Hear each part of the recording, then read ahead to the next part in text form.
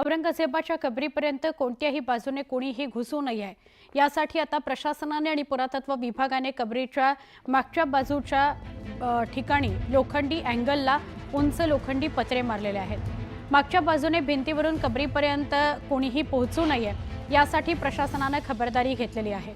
इथे दोन कबरी आहेत, त्या दोन्ही कबरी एकमेकांना म्हणजे एक कबर बघितली, दर्शन घेतलं की दुसऱ्या कबरीवर पण जाता येतं, तर असं औरंगजेबाच्या कबरीपर्यंत कोणीही थेट पोहोचू नये म्हणून निर्णय घेण्यात आलाय। आपण थेट बोलूया आमचे प्रतिनिधी सिद्धार्थ गोदाम यांच्याशी। सिद्धार्थ, सुवर्णा, अत्यंत महत्त्वाचा निर्णय झालेला आपण बघतोय। हे पत्रे जे आहेत ते पत्रे मारलेले आहेत।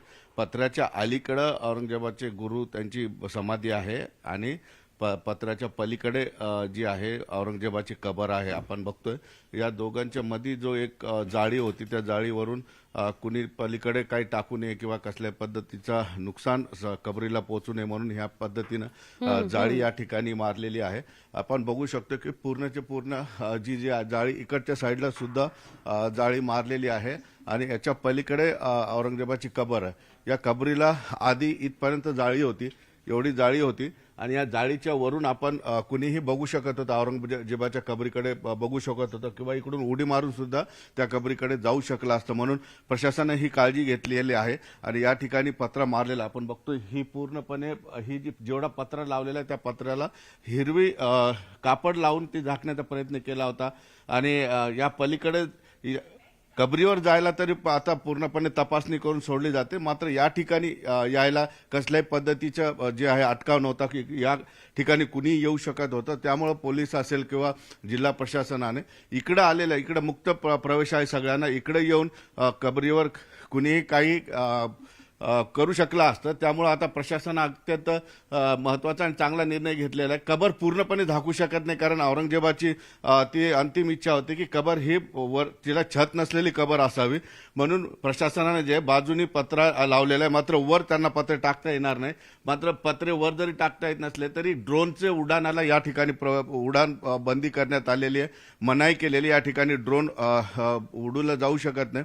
निश्चितपणे हा महत्त्वाचा निर्णय आहे। प्रशासन सगळ्या बाजूनी जी आहे पूर्ण काळजी घेते। आपल्याला माहिती आहे येणाऱ्या 29 तारखेला छत्रपती संभाजी महाराजांची पुण्यतिथी आहे आणि पुण्यतिथीच्या नंतर या ठिकाणी मोठ्या प्रमाणात लोक येऊ शकतात अशी गुप्त वार्ता जिल्हा प्रशासनाला लागलेल्यामुळे माजी आमदार मिलिंद एकबोटे हे संभाजी भक्त आहेत, आपल्याला सगळ्यांना माहिती आहे।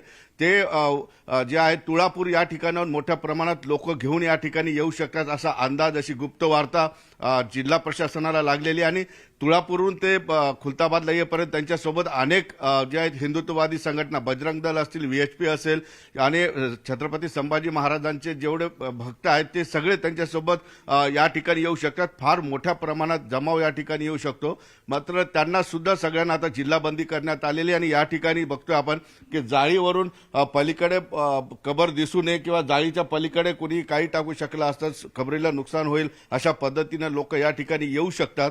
हा अंदाज गुप्त वार्ता पोलिसांना आणि जिल्हा प्रशासनाला आहे। आपण बघतोय अधिकारी 24 तास या ठिकाणी उभे असतात आणि आर्किओलॉजीचे डिपार्टमेंटचे अधिकारी सुद्धा या ठिकाणी असतात। पूर्णपणे प्रशासन काळजी घेत आहे, सगळ्या बाजूनी पोलीस असतील किंवा जिल्हा प्रशासन सगळे काळजी घेत आहेत। त्यामुळे आता एक वेगळ्या पद्धतीचा उपाय या ठिकाणी केलेला आहे। सुवर्णा, नक्की वाद अधिक वाढू नये याची खबरदारी यंत्रणा घेत आहेत। धन्यवाद सिद्धार्थ, माहिती दिलीत आपण त्याबद्दल।